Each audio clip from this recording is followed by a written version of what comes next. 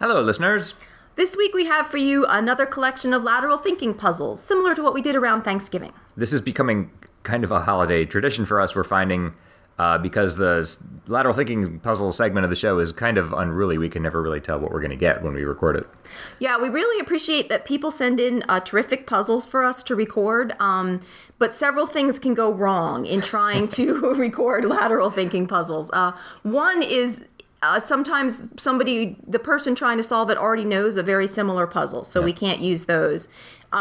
Occasionally, the person trying to solve it is just having a bad day, and the puzzle just goes nowhere. You just can't get any traction at all. And there's just no way to salvage that, and unfortunately, we lose some really good puzzles that way, but there's just nothing that can be done with those. But what is more typically happens that goes wrong with a puzzle is either the person solves it very quickly or takes a very long time, and then the length of it is just not right for our show.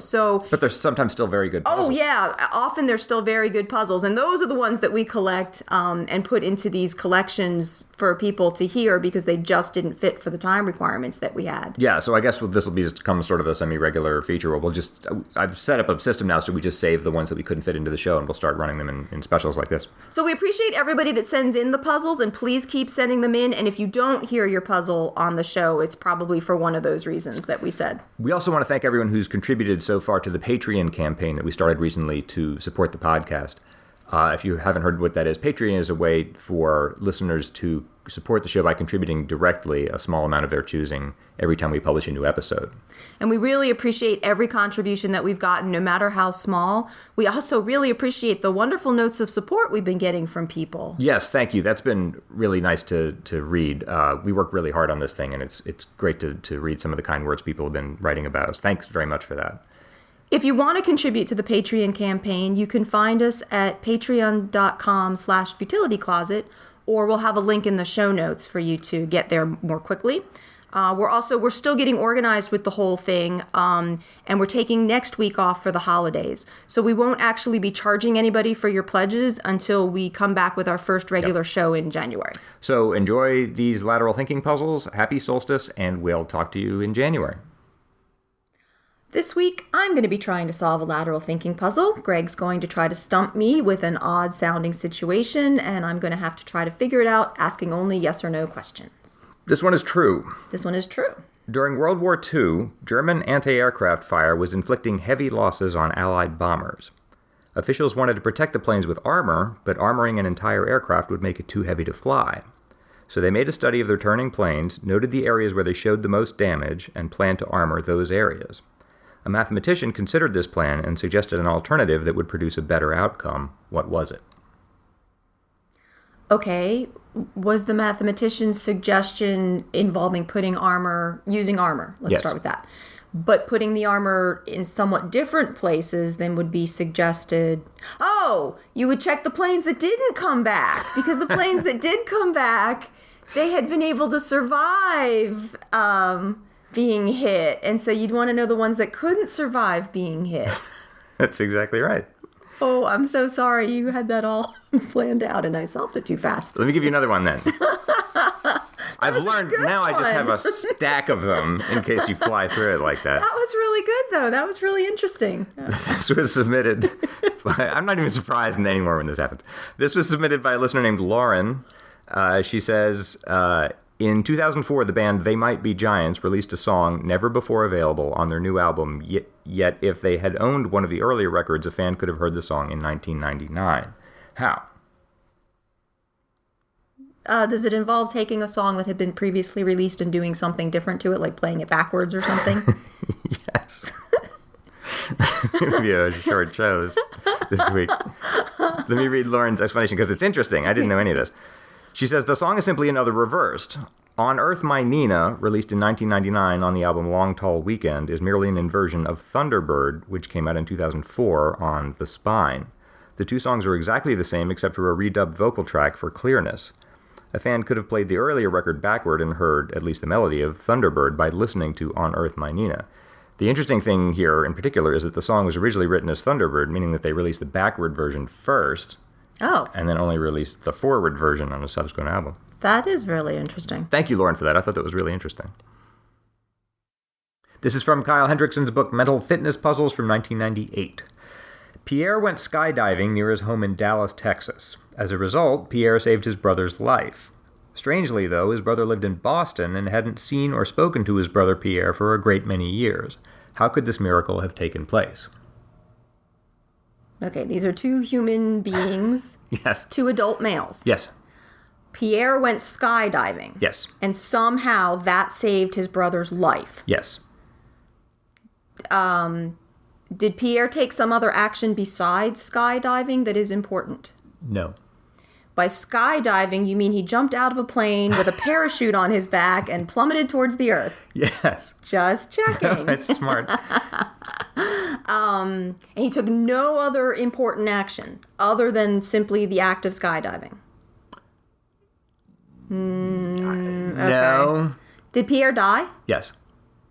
Is that how he saved his brother's life? Because, like, then his organs were available for transplantation? Yes. Oh. Yay! I thought that might have been too easy, but it was good if you hadn't got it. Oh, that would have been great if I hadn't thought of that. Oh, shoot, I did this whole cool introduction, too, that I really liked. Oops, since we're still recording. Okay, here's the puzzle. If you look at the western edge of South Dakota, where it borders Montana and Wyoming, you'll see a mostly straight line with a kink of about 1 mile where the borders with Montana and Wyoming don't line up. The kink does not benefit any of the states or local landowners, and no other states are involved. Why is the kink there? Okay. Does it follow some kind of natural feature like a river? No. No. And when you say, I want to understand this, you said it's a kink of 1 mile. That's, in other words, Montana and Wyoming are stacked one atop the other. Right. And so that line down the western edge of... Right. Is it North Dakota? Isn't quite... South Dakota. South Dakota isn't perfectly straight. Right. Okay. Does it have to do with the... Obviously it would. The history of the state? Yes. Maybe not? Yes, no, I mean, yes. I mean, some event that happened in the history of South Dakota. I can't quite answer that. Okay, but it's not topographical. It's not based on Right. some natural feature there. Right. Is it immediately practically useful for some reason? In other words, is it useful to the population of those 3 states that No. it works that way? No. So it could be said to be arbitrary? Yes. Was it done by design? Did someone want it this way? No. Okay. Does any of these borders follow a line of latitude or longitude, anything like that? Not that I'm aware of. In other words, it's not some artifact of that. Correct. Are there specific people I need to know about? Not specific people. Okay.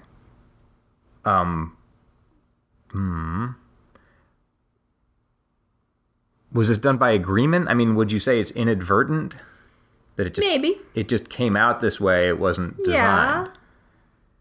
Yeah, let's say that. Okay. Do I need to know how the borders were decided? Somewhat. Meaning the method that was used to draw the borders. No. Like some states, they'll have like a river or something and say, okay, we'll Right, just agree yeah, that that's what it no. was. It's not that. It's not that. So, but not some historical chance that led to this. Like some event, I don't even know what battle or something. No, nothing like that. Okay.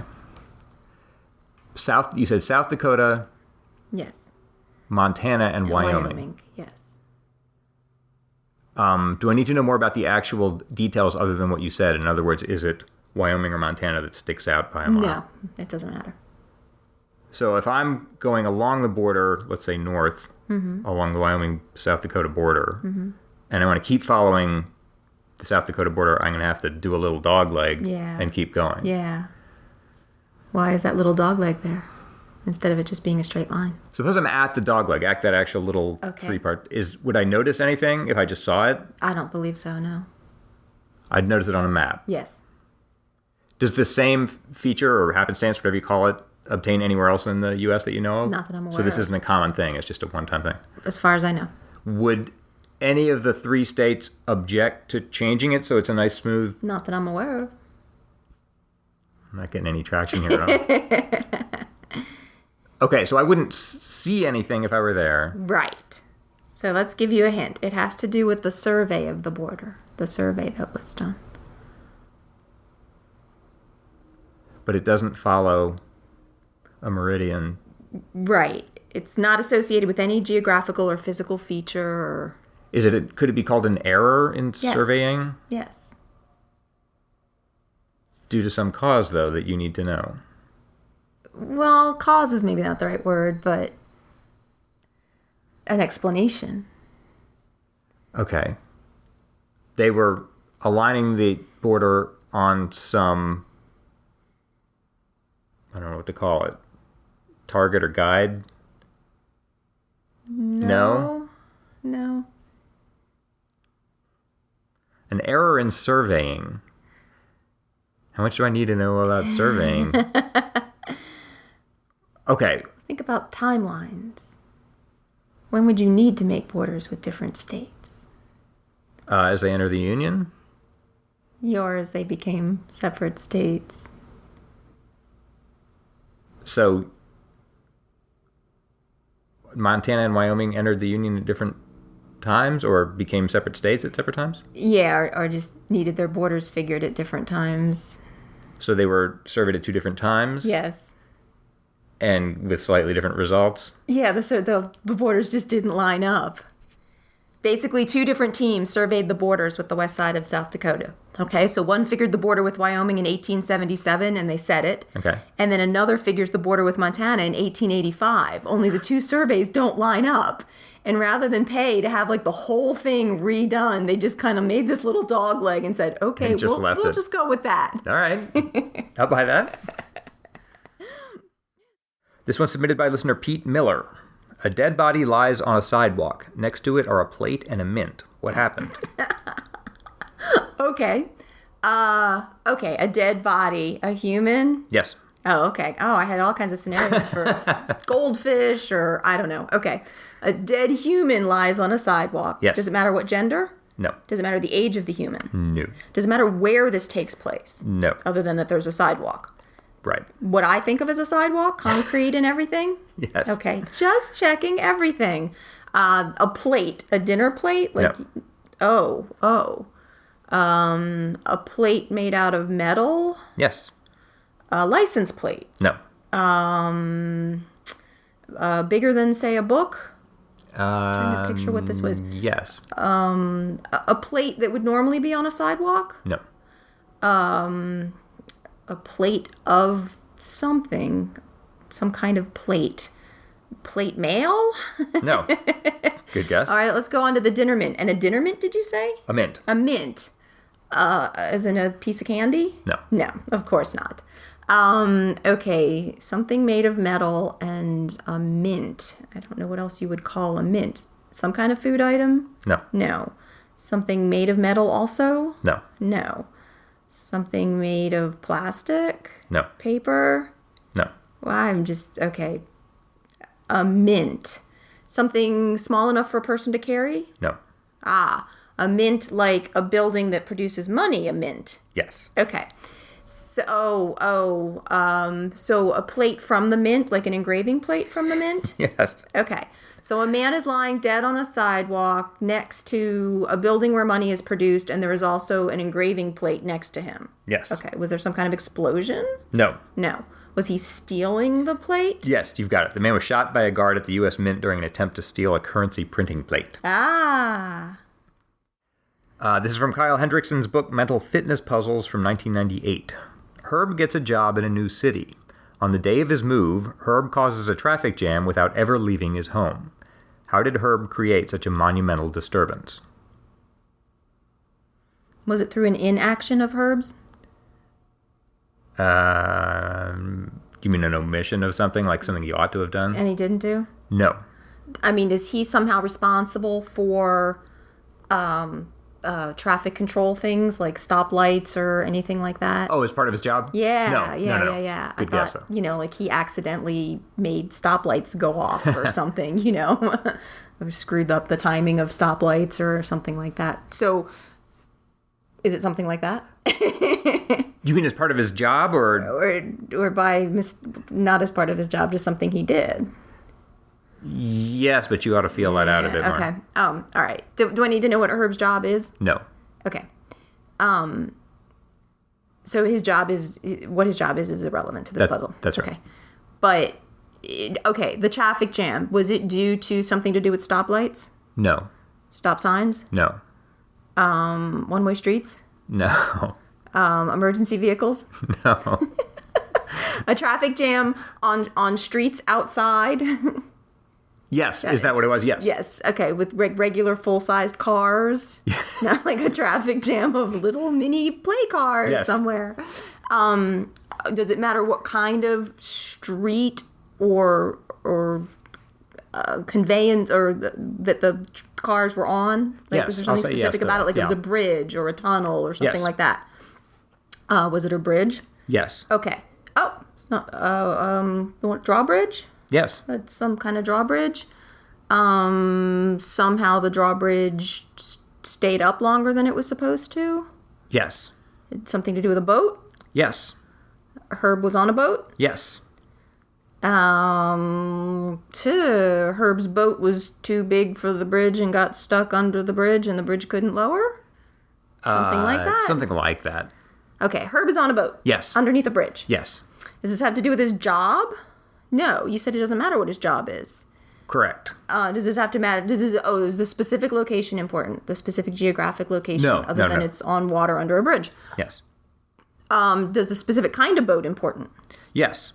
I need to know what kind of boat is causing this problem. What kind of boat?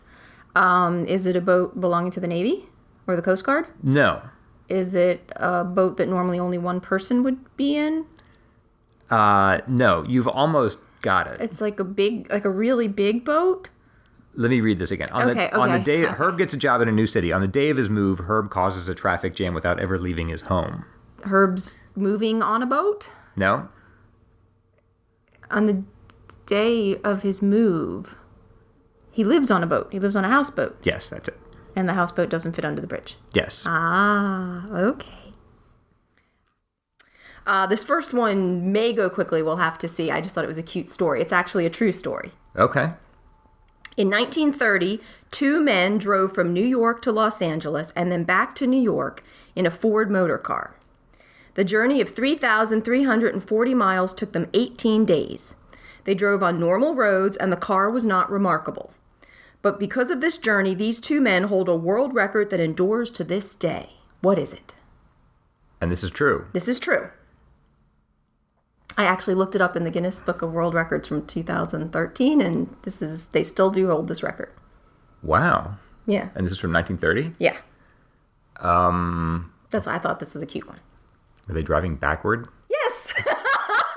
That's the only thing I could think of. Wow. So say that again. What's the distance? It was 3,340 miles, and it took them 18 days. But actually what happened was when they got to L.A., they took a break of 48 hours and turned around and drove the whole way backwards also. It's just they hold the record for the fastest drive across the U.S. in reverse. According to LA Times article on the story, the entire trip took them 42 days to go both directions with their 2-day layover in Los Angeles. They traveled day and night at an average speed of 10 miles an hour, sleeping in a specially constructed seat in the car. And they left the car running the entire time, even during their 2-day rest in Los Angeles. They wouldn't turn the car off, although the Los Angeles Times article doesn't say why. So I don't actually know what that was about, but I just thought it was a really cute story. Can you imagine doing that? That's incredible. Okay, well, apparently that was your appetizer lateral thinking puzzle for this week. So now here's hopefully the main dish. Okay. Mr. and Mrs. Jones were young and active people. Their next-door neighbor, Mrs. Jackson, was a 93-year-old invalid. One day they asked her into their house to do something that neither of them could do. What did they need her to do? That's a good puzzle. Oh, and I should say, both of these came from Paul Sloan's 1991 book, Lateral Thinking Puzzlers. Okay. I forgot to credit Paul Sloan. Okay. She's 93 and they're just young and active. A young, active couple, yes. Would this have worked if they weren't a couple, if they were just, Yes. So a young person needs an old person to do something. Did Mrs. Jones have to be in their house to do this thing? It's not just they needed information or something from her? It's not just that they needed information or something from her. But they couldn't have just stopped her in the street and asked her to do this? Or would you say yes? Possibly. Not sure. Okay. Maybe. Are there other people involved in this? No. And she did it, whatever it was, Yes. successfully, and they were satisfied with... Yes. And she did what they had expected her to do. Yes.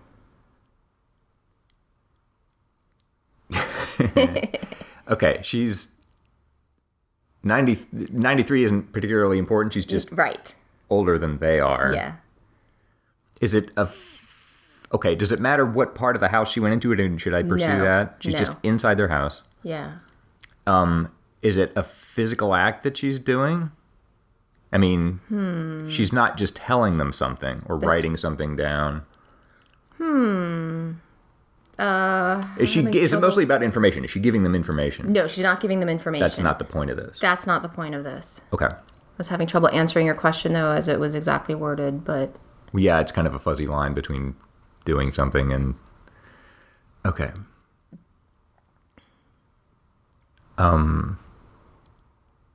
Okay. So Mrs. Jones could not have done this if she was their age? Is that safe to No, say? she could have done this at their age, if she was their age.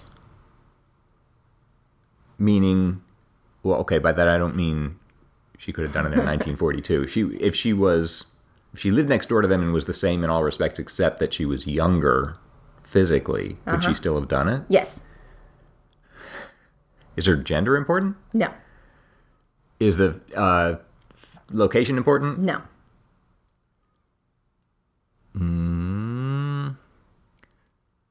Is she just a third person? Yes. So her age is not... Not relevant. So they just need a third person to accomplish something, like they're Right. putting a star on a Christmas tree or something. Is it something like that? Not like putting a star on a Christmas tree, but yes, they need a third person. Okay, so the essence of this is not that she's older than they are, it's just that they need a third person to accomplish some physical Right. task that they're... And it's something that a 93-year-old could do. Could they have asked another neighbor to do the same thing Yes. with equal success? Yes. So they just happened to ask her. Yes. All right. I don't even know how to attack this. It seems like it ought to be perfectly straightforward. Okay, you had trouble answering whether it was a physical act, right? Well, the way you worded the whole question, because you had two clauses in there, and Okay. so... and you're right.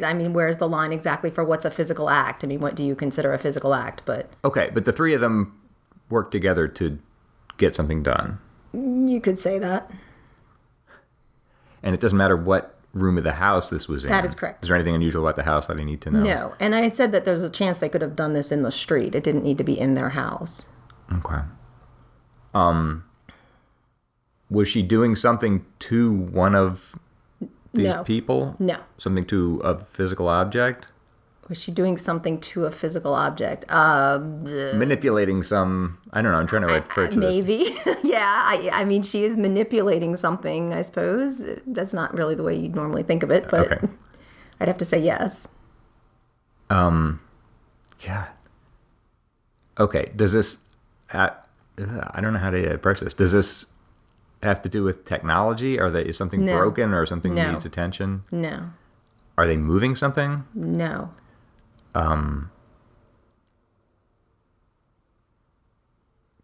Yeah. Okay, are they all three together when they accomplish whatever this is? Yes. And they're all working on one artifact? I don't know. Sure, let's say that. Yes. On one Yes. thing? Yes. Furniture? No. Another person? No.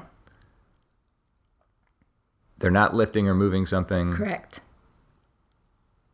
Are they speaking? Is it some ceremony or No. she's not No. conveying information we've established? No. Okay, so they're working all together on some object. Sorta, yeah. Is it Close enough. bigger than this table? No. Bigger than a bread box? I'm not sure exactly what size a bread box is, but Bigger than, say, possibly a not. toaster or a loaf of bread, small appliance? Roughly that size-ish. Is what they're working on? Yeah. Is it a meal or are they just... No. Okay. But it's not a piece of technology. It's not technology. It's not a living thing. It's not a living thing. Do we own one of these? You and I? I don't know. That's hard to say. Probably not. Okay. And they're not repairing it. They're not moving it. They're not. They're not fixing it. Right.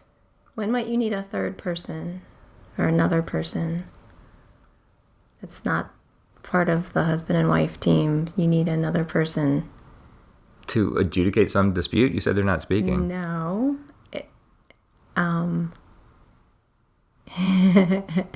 They're all working on one thing, but not moving, fixing, Right. talking, Well, working isn't quite the right verb, but interacting with one thing. yeah. Is the thing changed in this process? I guess you would say that.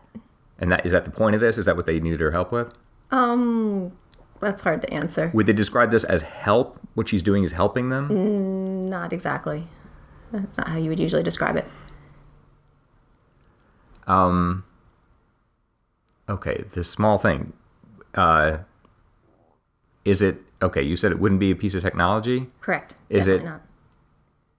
Is it? This could have happened in 1930. Is it one solid mass of some particular substance? Would you say it's a machine? No. It's not a machine. An artifact of some kind that's made by people? Yes? Would you say she's operating it? No. Is it a piece of art? No. Can I go after what it's made of? Yes. Is it made of wood? No. Metal? No. Food? No. I'll give you a hint. She couldn't have done this if she were blind. She's reading something. Uh-huh. In another language. No. She can read it and she's 93 and they can't. No. That's incorrect. Is it a book? No. She's helping them read it? She's reading No. it. They're reading it to her. No. It's not a book, It's not a book. but it's some kind of writing. Yes. A newspaper? No. Do I need to pursue this more particularly? Sort of, but just think, what do you need a third person for? And she couldn't have done this for them if she were blind. Well, we said reading, right? Well, part of what she does involves reading, but that's not what she's there for. She's not there to read. But she needs to be able to see, to be able to do her task. And it's not a ceremony she's performing. That's correct. Can I pursue what this thing is that she's Yeah, I suppose. reading? I suppose. It's not technology. It's not a book. It's not Right. It's not any of those things. printed matter. It is any printed kind? matter. A newspaper? No. A periodical of some kind? No.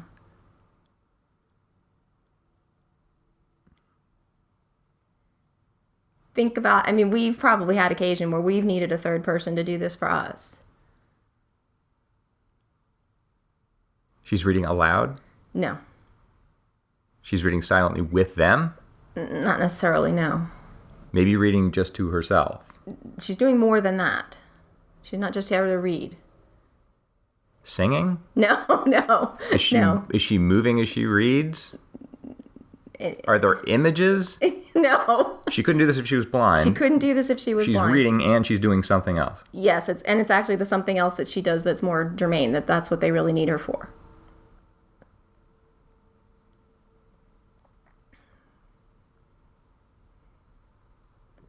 Does this involve knowledge she has that they don't have? I think you said no. No. This object, could they have brought it over to her Yes, house yes. and she could have performed the same? Yes, it doesn't need to be in their house. Are they reading at the same time? I think I asked that. No, they're probably not reading at the same time she is. But she's not reading it to them. Right. She has to be able to see. Not just to read, but she has to be able to see, to do her task correctly. I think I'm stuck. When do we sometimes need a third person with a document? Well, what I'm stuck on is to perform a ceremony, like if she's marrying them. No, or reading nothing them like that. some document. Okay, she also needs a pen. Oh, she's witnessing Yes. the signing of a document. Yes. Do we need to know what the document is? No, that's it. That's just the husband and wife both had to sign something and they needed a witness to verify Okay. their signature. So she's being their witness. That makes sense. Yes. That actually makes a good puzzle. I thought it was really cute because it's very simple, but it actually makes sense. Well, the whole social convention of witnessing a signature is kind of strange if you think about it. Yeah. Yeah. How much power that has. Yeah. Yeah. I mean, certainly you could, I'm sure, get someone to lie and say you signed it. But anyway. Well, if you'd like to send in a puzzle for us to try to use, you can send them to us at podcast@futilitycloset.com.